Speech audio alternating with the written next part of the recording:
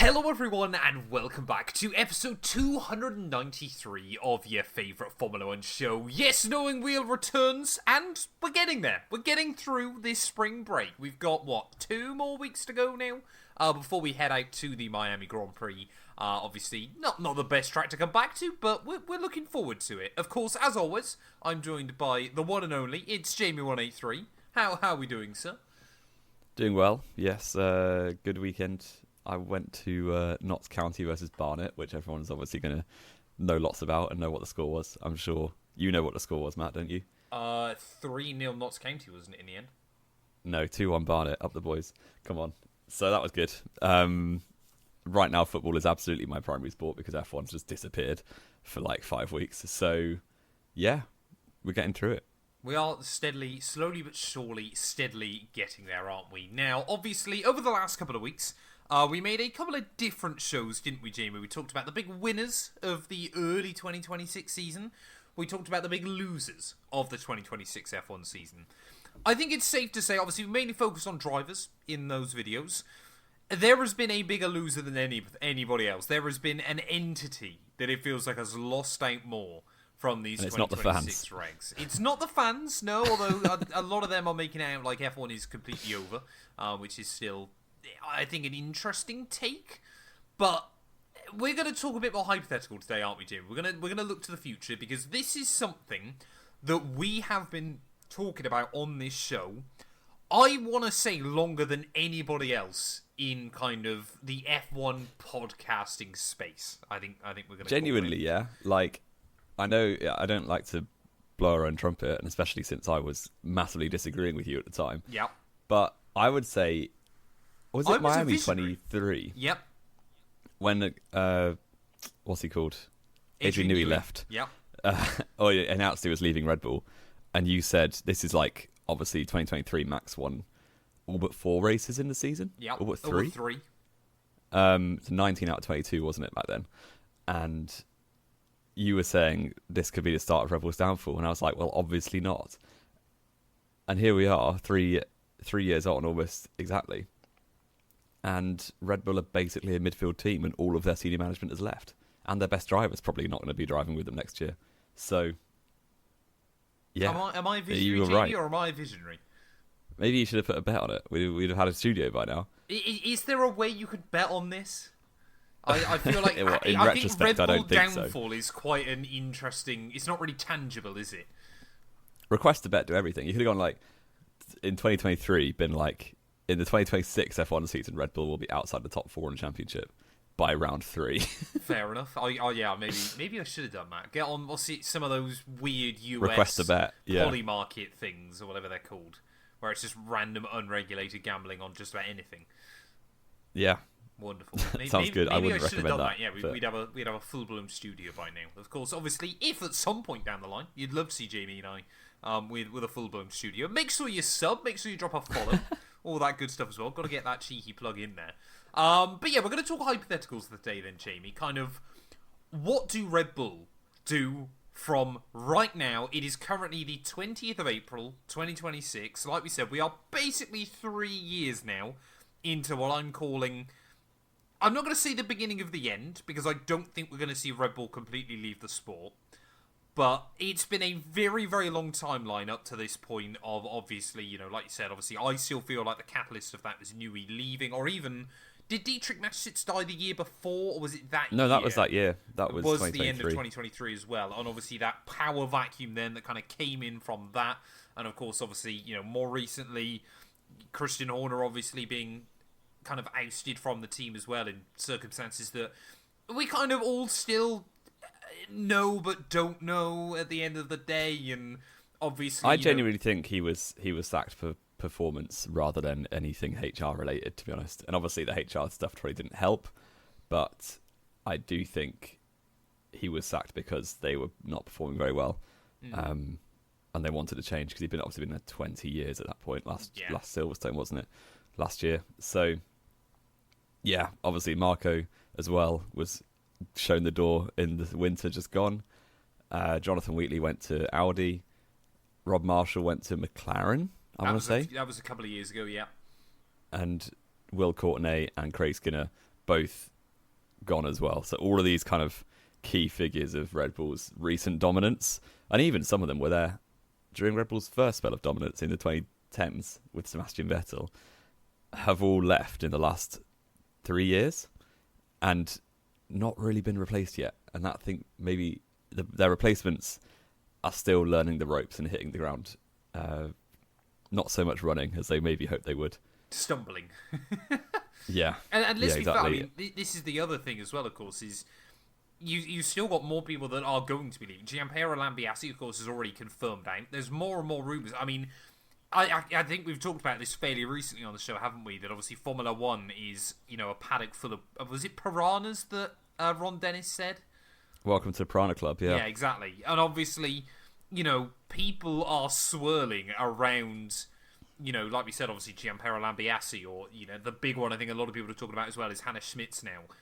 There's rumours, there's speculation that she could be considering a move over to Ferrari at some point down the line as well. Obviously, when there's blood in the water, piranhas tend to strike, and Red Bull are just... I mean, there's no other way of describing it, really. They are hemorrhaging key personnel and staff, and we're talking about this 3 years after it kind of began. With Newey leaving, it was kind of a crack in the armour, Yeah. a bit of a leak in the dam.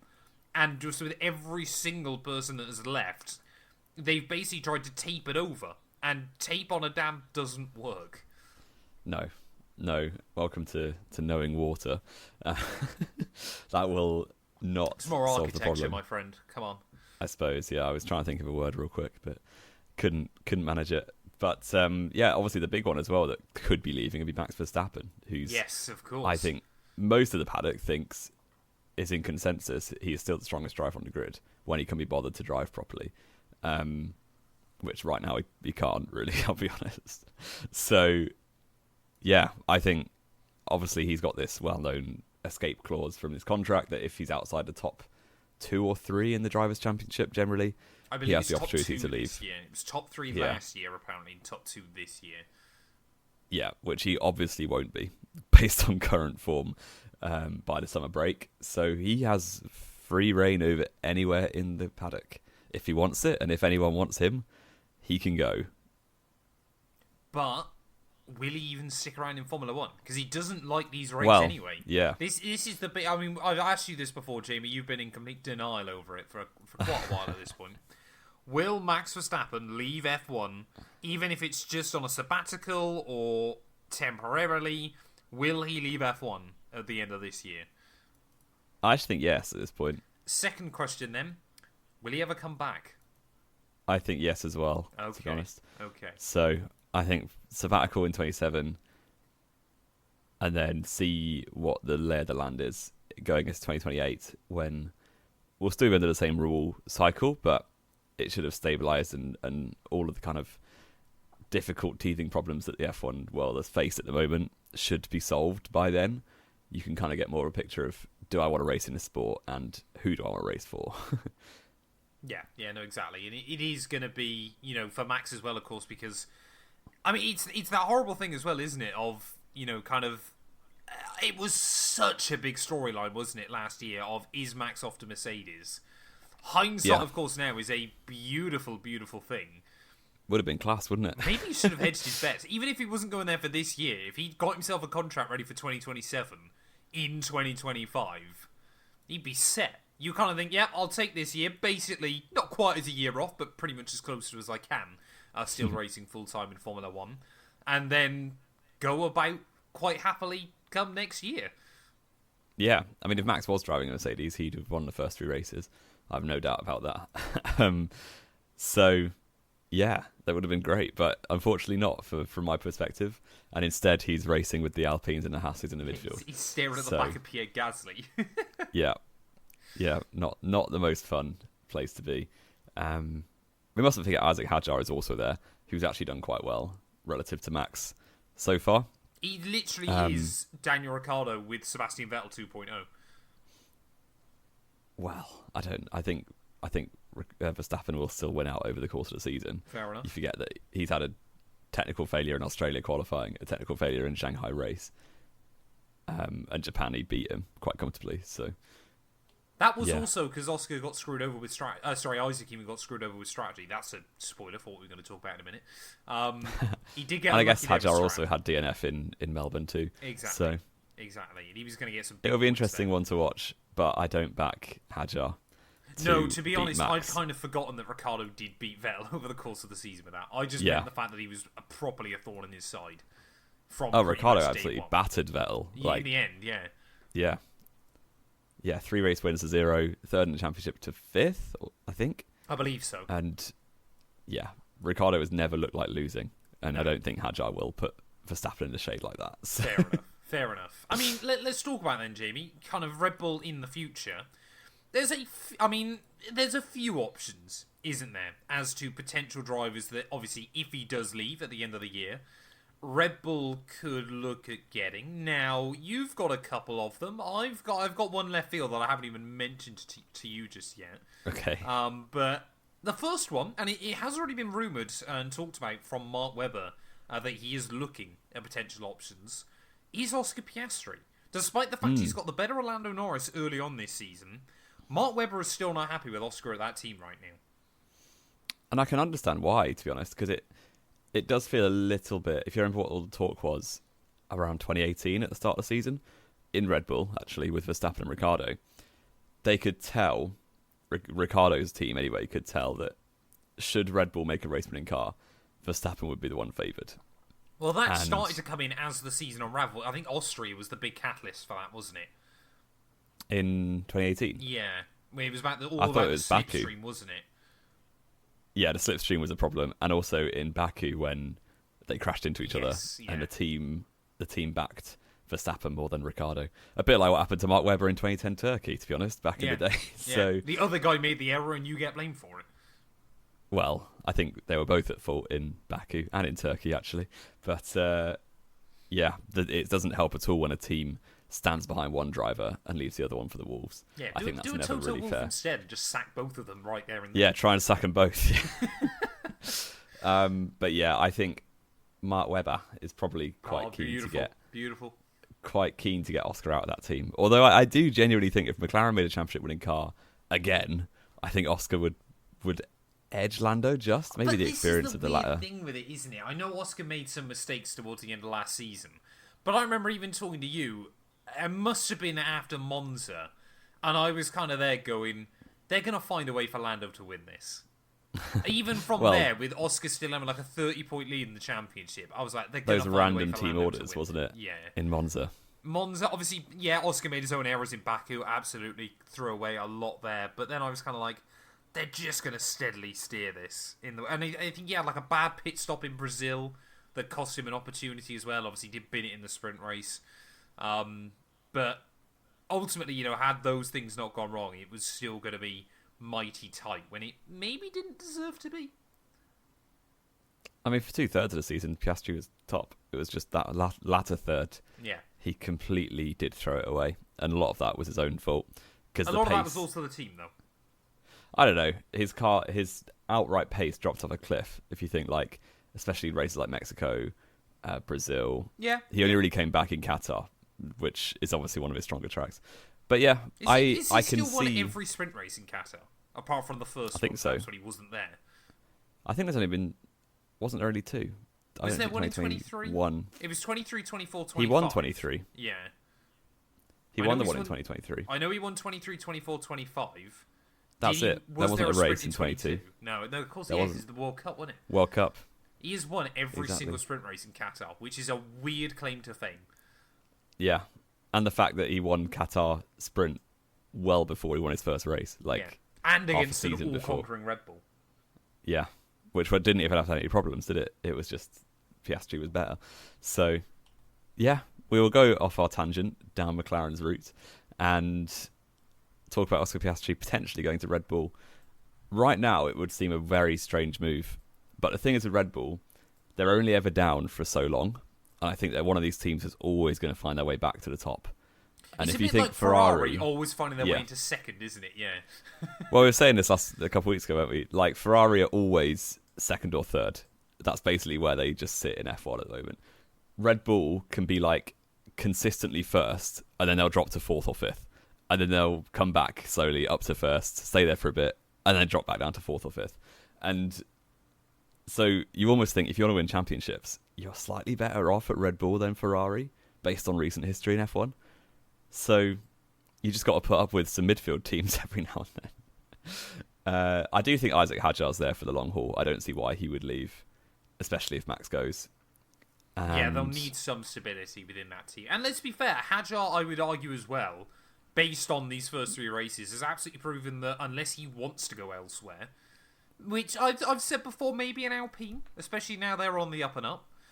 If Hadjar wants to stay there, and it might well be that Red Bull want the stability and are willing to pay him huge money to keep him there, I say, for him, he's absolutely earned that right to be able to choose already. Yeah, he has. And the thing is, like I was just saying, if you hang around at Red Bull long enough, you're going to win eventually. Whereas I'm not sure that can be said of Alpine. So, or if you can be held on at Red Bull long enough for a long time, was the other issue. Yeah, but I don't see the state they're in at the moment. They haven't really got the cards to play to sack drivers for poor performance because they'll be sacking themselves. Exactly. Can I present Who to else? you a left field option that I saw online and I thought not a chance, and then as I thought about it more, I thought maybe. There's no official source to this, Jamie. It was just a theory posted. I'm going to say it. Fernando Alonso. Could we see one more bad move from Fernando before his career's done and dusted? Red Bull have wanted him for better part of 20 years at this point. He was offered to go there for 2009. Declined. Yeah, it's true. He was. And instead was just chilling at Renault in the midfield and got one podium. And Red Bull probably would have won a championship if they had Fernando Alonso that year. Based on Vettel was still learning. In 2009, they still had the fastest car on average. People talk about Brawn, but Red Bull on average pace had the best car. Yeah, definitely. And Brawn won 2 races after the first 7. Yeah.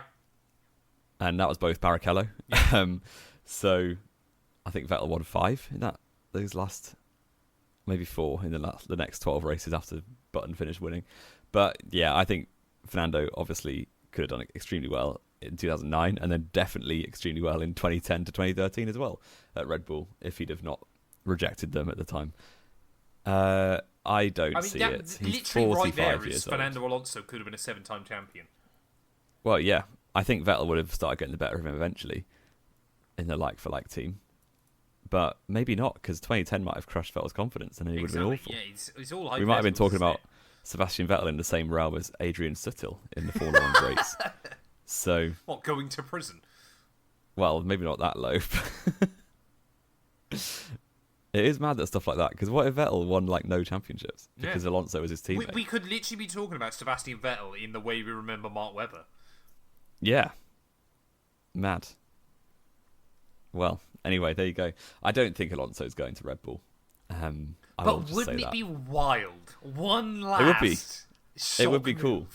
But isn't he 45? Yeah. I've just typed in Fernando rather than Fernando Alonso. I don't want the ABBA song. He's 45 in July. Yeah. So if he goes for a 1-year deal, I do think he'll stick around in F1 for another year. Which I know is massively... I remember. I was thinking about this a few days ago. I remember it must have been back on F1 2017.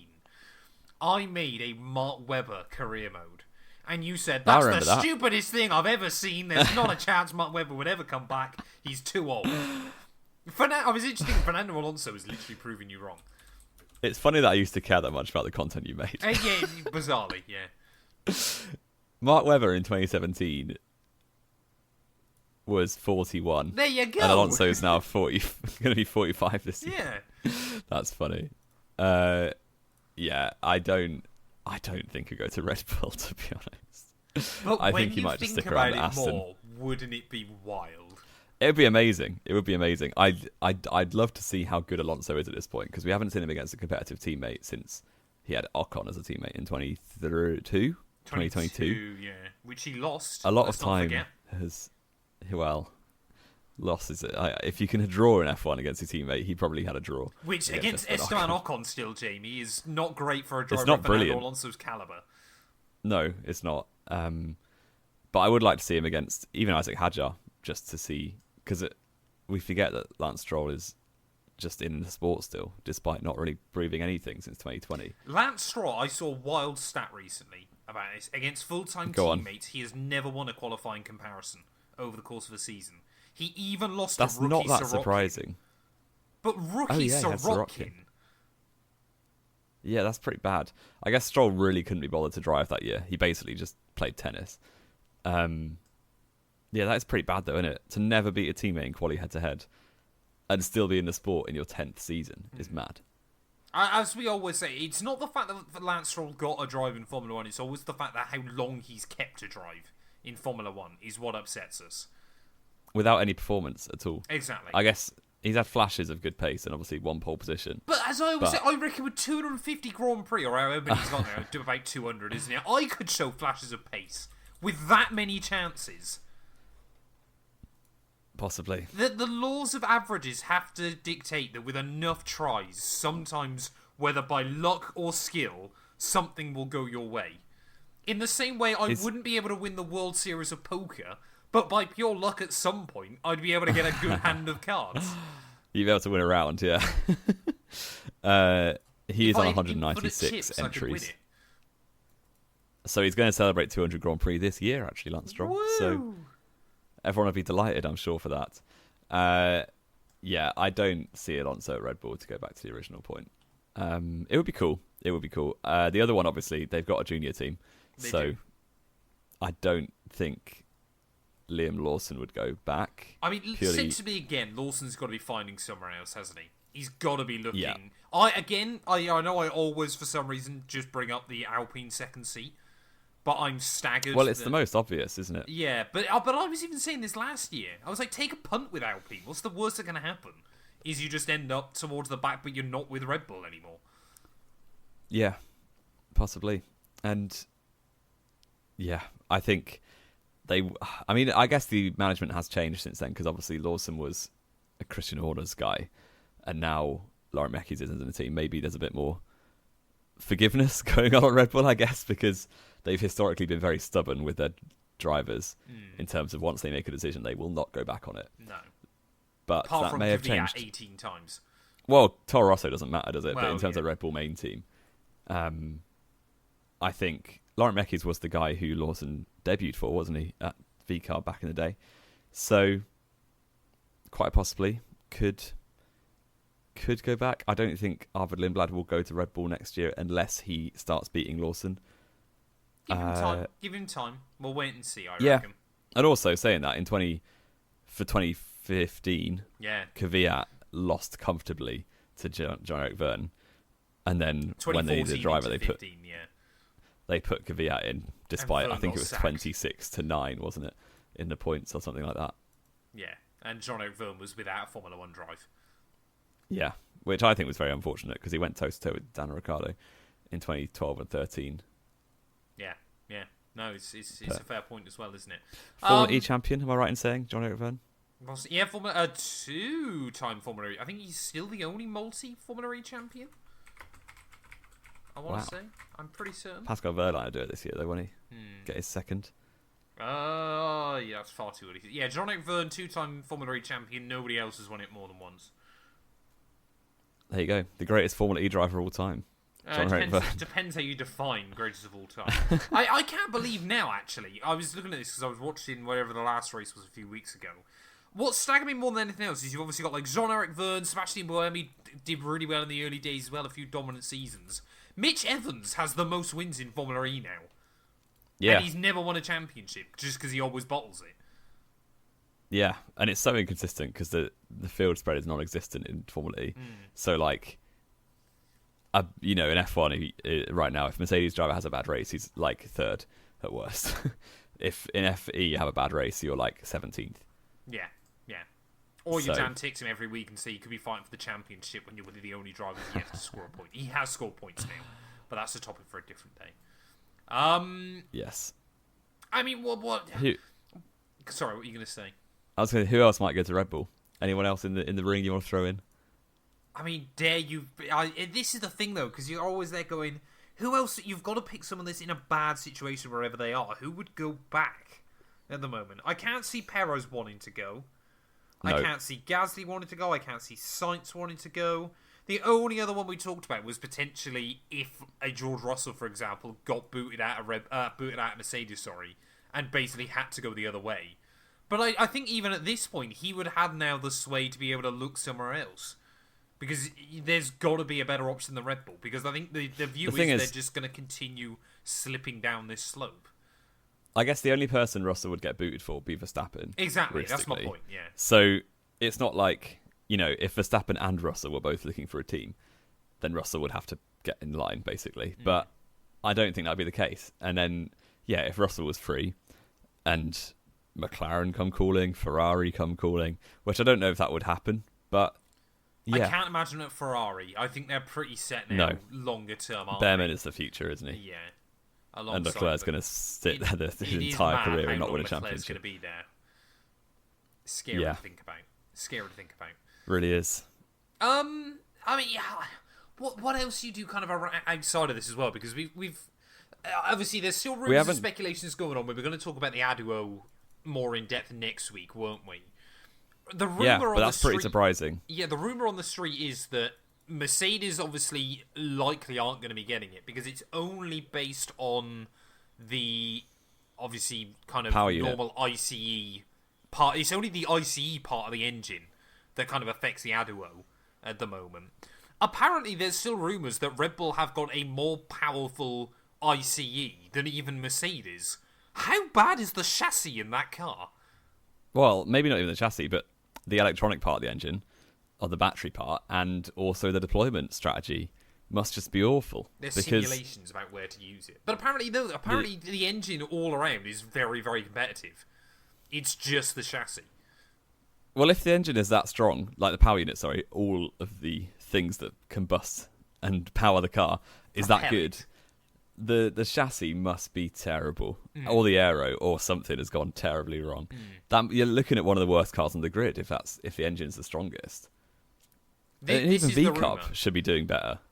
But if they've gone down the same route of messing it up...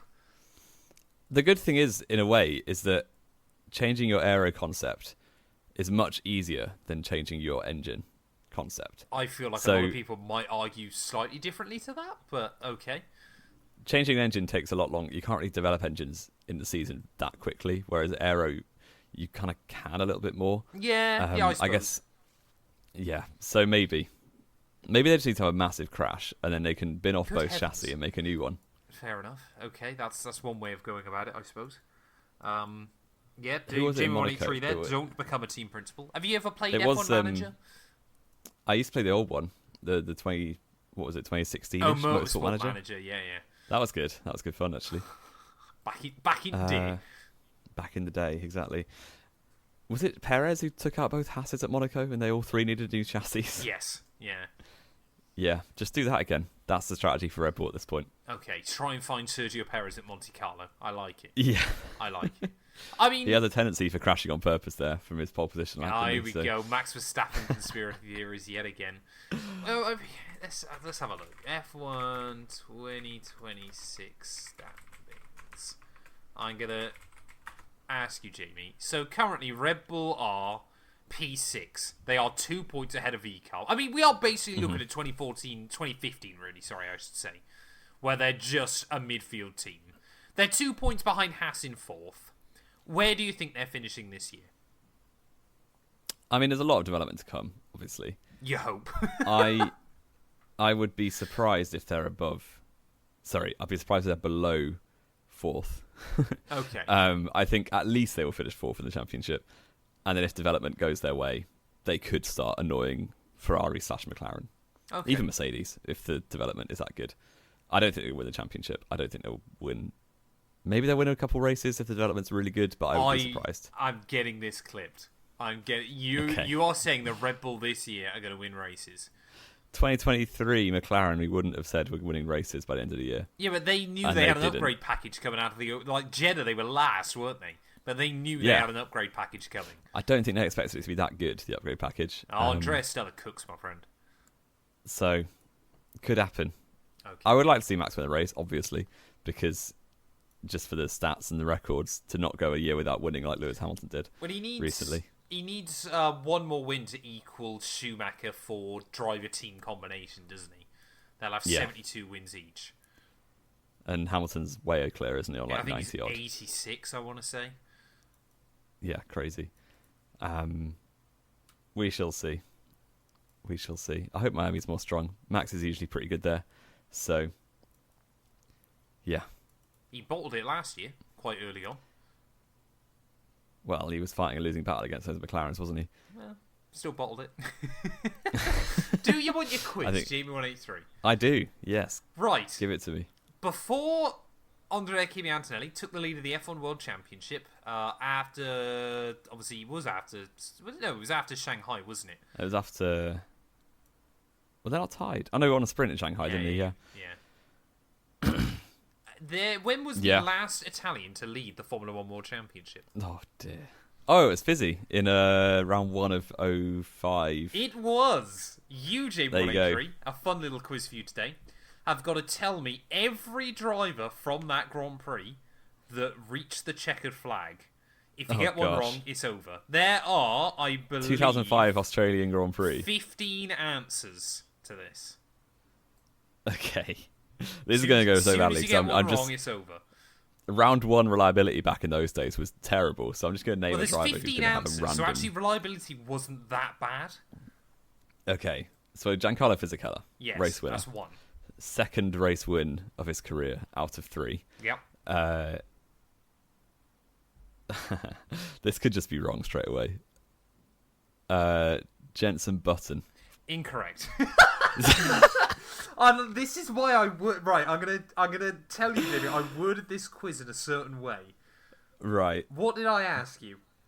Who made the checkered flag? But that wasn't the year that he blew up. Yes, it was. No, it wasn't, because Fizzy was right behind him over the line.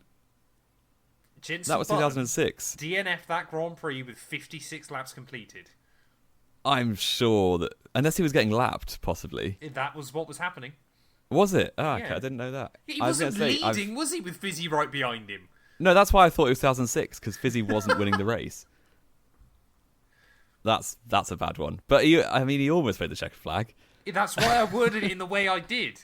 Right, he was classified. If you're claiming Lance Stroll finished in Melbourne to back up one of your stats, one of your predictions, I'm saying Jenson Button. Checkered flag. Jenson Button beat Lance Stroll. I'm saying reach the checkered flag. I'm going to let you go again, because that was embarrassing. Okay. Fizzy won. Jenson Button did not reach the checkered flag. No, he didn't. I will say... I'm quite impressed there. There was only 5 drivers that didn't finish, and you picked one of them instantly. Alonso. Correct. Finished P3. Jarno Trulli. Correct. Finished P9. Oh, good. Ferrari were awful that year, but I still think it was 06 when Schumacher put it in a wall, wasn't it, at Melbourne? I would say Michael Schumacher. Incorrect. Oh. Why? What happened to him? DNF lap 42. It wasn't the crash. I'm sure he crashed the year after. Maybe he did both years. I don't know. Let's have a look. That wasn't great, was it? That was pretty terrible. Let's have a look. Michael Schumacher, 2005 Australian Grand Prix. I mean, we're literally just watching YouTube videos now. Fantastic. Great content. Oh, Barrichello was second, wasn't he? Barrichello was second, yeah. Schumacher qualified last. Yeah. What? How? Oh, it was aggregate qualifying. Interesting. Yeah. Wow. Okay. 2005 was wild. Yeah. It was Heidfeld that had a crash with him. Oh, I feel like me. I don't remember this at all. It was, Schumacher was coming off the back of 5 championships in a row, wasn't he? So, yeah. This aggregate qualifying, was it the one where it was wet at the start and Schumacher had to go first instead of 157? Yeah. It's hilarious that Ralf Schumacher was 15th on the grid, 21 seconds off pole position. Yeah. Well, wasn't it, they had to change it because wasn't it? They had a ridiculous pole margin down at like Renault or something. He technically took pole by like 4 seconds. 3 seconds, yeah. He was on pole by 3 seconds from Trulli because they did 2 laps. There was Q1 and Q2, and they put the times together. Yes. And then Fizzy, I think, went maybe towards the end or last of the Q1s. Yeah. It was basically a drying track. So Schumacher went first and set a 1:57. Fizzy went last and set a 1:33. 24 seconds quicker than Michael Schumacher. Ridiculous. So, ridiculous. I have thought, that. Jamie, you were going to... Because what has this whole episode been about? Red Bull. I thought you'd Oh, at they least got bring up the double Red Bull points. drivers. Double points finish for Red Bull Racing. There you Coulthard go. almost got a podium on debut. I mean, there's not a chance you would have ever brought up Coulthard, let's be fair. No, I always forget David Coulthard. But I would have almost got a got podium Christian on debut Cleaton. for the Red Bull. I mean, Jenson Button didn't... He beat loads of drivers. Yeah, because he retired on the run to the line. That's why I said What reach the does checkered withdrawn flag. even mean? Why does it say withdrawn on Wikipedia? I guess we didn't make the flag. This wasn't when they were then disqualified later on in the season for the illegal fuel tank, was it? If you've disqualified me from this quiz when he wasn't actually... That was actually that year. I'm gonna be... We're going down we're going down an odd little This has rabbit hole gone here. wrong. Maybe If you the want to stop watching... 2005 season is where we'd have to start our classic podcasts from. It seems a bit wild, doesn't Where it? would we start it from, out of interest? I mean, we are going on I don't know such a enough about tangent there. 05. But I that don't would be know enough why it'd be about quite 05. fun, I feel like. Yeah, possibly. I think I know enough from like 08 onwards. Yeah, I think But then sensibly, if we I wanted feel to like just have all the knowledge, or most of they're the quite knowledge. well covered, aren't they, all those seasons? Yeah. So 2011-12 would be class with the new Pirelli tyres that just blew up every 5 That'd minutes. be awful. Absolutely awful. You just have no idea what's going on. Trying to figure out which... Well, Williams won in Spain, Jamie. They must be the quickest car. Oh, pardon me. It was 2006. He blew up. I'm What happened in fuming. 05 then? I don't know, but it was 2006. 2005. Melbourne. It says lap 56 DNF. Takuma Sato lap 55 DNF. Did they His late retirement. Did they get disqualified after the fact because of these? But then it would say disqualified. Possibly. What happened? We need to go away and do some research. We do desperately. That is fascinating. Australian. What on earth happened to Jenson Button at the end of this race? Was it post-race? Both BAR cars pulled into the pits on the final lap. By not officially finishing, they effectively exempted themselves. Oh, from the two-race engine rule, of course. So they weren't getting points, so they just pulled into the pits and withdrew. Yes. There you That's go. not a good look, I'm is still it? right, though. They didn't reach the checkered flag. You are Quiz correct. You're success. actually more correct. Yeah, exactly. But I'm glad that I was right that it was Fizzy right behind him Fair enough. and not Okay. getting lapped. We Yeah. have spent, I think, the last 8 minutes of this episode just rambling to each other. Which, even Fizzy by didn't our make a pit standards... stop. Hey? No one made a pit stop that race. No. You didn't. You couldn't, could you? It was the no tyre changes. But no fuel as well. Yeah, because you didn't have to. Mad. That must have been boring as. Yeah. I'm glad we're not watching F1 then. Yeah, but maybe that's where we're going to start our classic show from. Fair enough. There you go. There you go. Well, I hope you enjoyed the 2005 Australian Grand Prix review. I mean, even more, you can tell we're really getting to the point. I said to Jamie before we started the show, we were like, oh, what do we talk about today? I was like, oh, I'll have a look on F1.com. Literally, first article that comes up, how good was Ralph Schumacher? I was like, there is nothing to talk about No. in F1 right now. It is Also, on this E painful. ESPN website, which is showing me the results, it says Michael Schumacher is Swiss. So I don't know if I trust What? that normally pit stop. So, Are you sure you're not getting the German and the Swiss flag bundled up? definitely not. Did he race under a Swiss license for a while? Maybe he did. Maybe he just wanted that. Does he live in Switzerland now? I mean, technically, yes, probably, because that was where he was having his hospital treatment. Yeah. But that's a story for another day. It is. Okay. Thank you all, as always, so much for listening. If you have enjoyed, first of all, what is your standards on podcasting, if you've enjoyed this? Especially the last 10 minutes. But yeah, Jamie and I will be back, hopefully next week. I guess we can preview Miami, can't we, Jamie? I guess Because we it'll can. finally be race week. We're getting there, ladies and gents. We are getting there.